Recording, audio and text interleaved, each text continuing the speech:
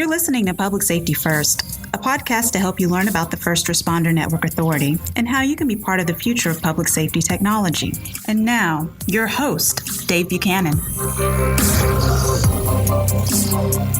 Welcome to the Public Safety First podcast. We're here in Orlando, Florida at the International Association of Chiefs of Police Conference, where the First Responder Network Authority team has had a series of terrific engagements and meetings. We've been involved in a number of panels where we've discussed the benefits of FirstNet, the use of data in law enforcement settings. We've been involved in a number of committee meetings where we've been able to talk about the value proposition and our engagement program going forward. We've also had the opportunity to meet with individual law enforcement executives, those that have traveled here to learn more at the International Association of Chiefs of Police Conference. And I'm joined today by Captain Craig Schwartz of the Santa Rosa Police Department.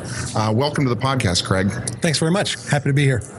Craig's just started a new drone program for his police department, and we're going to talk a little bit about that today. He was just appointed to the Aviation Committee at IACP, and we're going to talk about that. But Craig, as we get started, can you tell us a little bit about your background? How'd you get into policing, and how'd you wind up as the leader of the new drone program? Sure. I honestly kind of fell into this job. My whole life wanted to be a fighter pilot and fly jets, and went to the Naval Academy and graduated from there. Ended up in flight school coming down with an illness that precluded me from continuing with the Navy, and was suddenly left with no real backup plan. And got into law enforcement in my hometown where I grew up, and it just fit well. I really loved it as a career, loved the people I was working with, and have been there for the last 26 years, working my way up through the ranks. I've always been an aviation guy and very enthusiastic about it. I fly as a private pilot, and have also always been interested in sort of innovative technologies and how they can aid us in our public safety mission. When I started seeing even just the hobbyist drones that are being flown around now by people in the community, I saw that as a device and a tool that could have a lot of utility for law enforcement, for public safety. And through a master's program I was in, did some research on how law enforcement can not only use the unmanned aircraft technology, but how they can implement the program while earning their community's trust for it.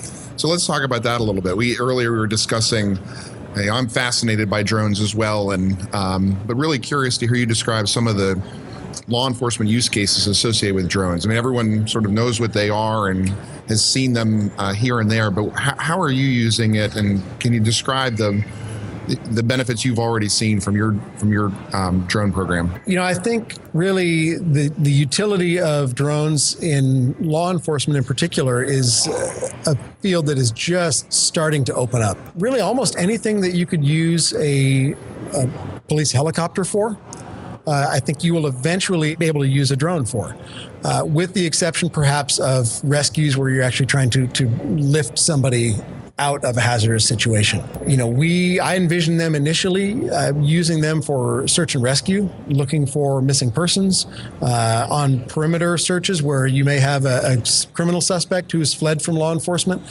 and is now hiding in the backyard or within a perimeter that officers have set on the ground. For tactical scenarios, either both inside and outside, to give an aerial view and provide a better perspective and allow law enforcement leaders the information they need to make better decisions. So describe in a little more detail, if you could. The drone obviously has a pilot.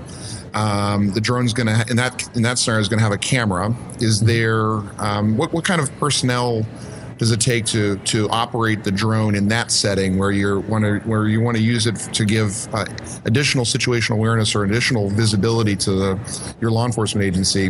How many people are involved, and what's that like? Sure. At a minimum, you're going to need the pilot, the remote pilot, and a visual observer.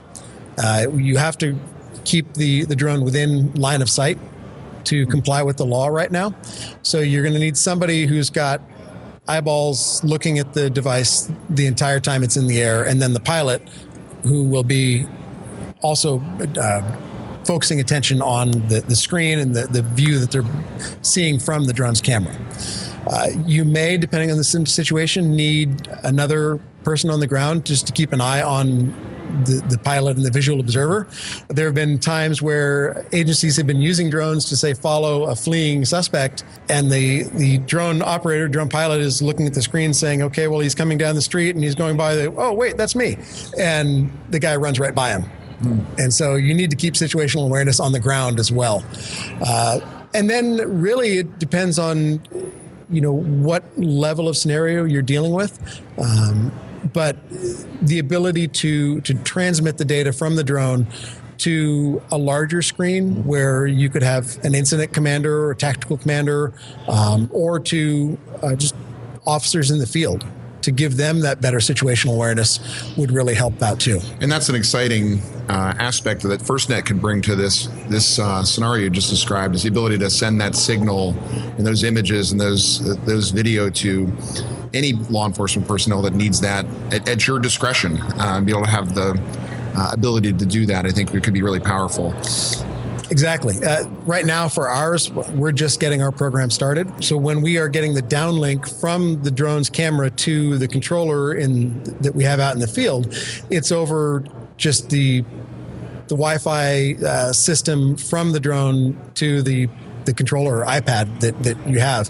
And it's operates over a pretty short distance and is limited in how many people you can transmit that to. So having the ability to use a different network to securely downlink that video or those photographs to multiple users in the field over a wider distance would be a huge benefit to all public safety. Talk a little bit about, if you would, the training involved for your pilot, for your visual observer. What was that like? How long did it take? And how many people in your agency have been trained and are able to operate and be a part of the drone program? Sure. Well, for our program, we have decided that all of our remote pilots will need to be FAA certified. Through Part 107 of the new regulations that the federal government has adopted. So everybody will have to go through and get their remote pilot certificate from the FAA. Additionally, we will provide monthly or quarterly training to deal with law enforcement specific issues, scenarios, and find there are more and more schools and courses becoming available to train law enforcement operators, public safety operators really, on things like how to fly and operate them during hours of darkness, how to use the infrared systems that are available, how to fly them, say, indoors. They would be very useful, I think, for some tactical scenarios involving SWAT teams or high-risk searches of buildings, potentially active shooter scenarios where you could very rapidly and safely search an area, even an area inside a building, with a drone rather than having to send officers into harm's way first. How hard was it for you to convince your leadership that you should invest in a drone program? It was I think the most critical part of the process. Convincing the city leadership and also the community that this is something that will benefit the community and that we will use responsibly and constitutionally. My master's research was on the topic of how to implement a drone program while earning the community's trust for the use of a controversial technology. In my research, I really looked heavily at the IACP's recommendations on how to implement a program like that and used case studies to test whether those recommendations were effective. And what I found was that, if you do it right, if you are transparent with your community and talk about the benefits and talk about some of the potential misuse of them and gather community feedback and feedback from your elected leaders on how they would like these things to be used and what protections or controls should be in place to prevent any privacy violations, for example, then it's an easier way to do it, and you're far more likely to win your community's trust for it. As we see more and more of the agencies using these things now, it's going to be to the point where I think eventually people will just get used to seeing them in public safety and in law enforcement. So give us a recent example of how you've put the drone program to use and what was the outcome of that event. Sure. I can think of two great operational examples, one that we had with our program and one that helped us get our program up and running. First, a year ago today, was the wildfire, the Tubbs fire that burned through my city and destroyed in that fire over 5,200 homes in basically one night, 3,000 inside the city limits. In the wake of that, a number of agencies, like the Alameda County Sheriff's Office, came up and were flying drones in support of my city and doing aerial mapping and providing better situational awareness and helping with the recovery efforts after the fire. That I was able to use to show the community how these things really can benefit us. When we got ours up and running, our first mission, or our second mission actually, was in support of our fire department. There was a liquid oxygen tanker truck that was trying to refill tanks at Kaiser Hospital in Santa Rosa. And during that transfer process, there was a large explosion that injured the driver and blew debris all over the place and was still leaking liquid oxygen right next to the freeway and shut down north and southbound Highway 101 at rush hour.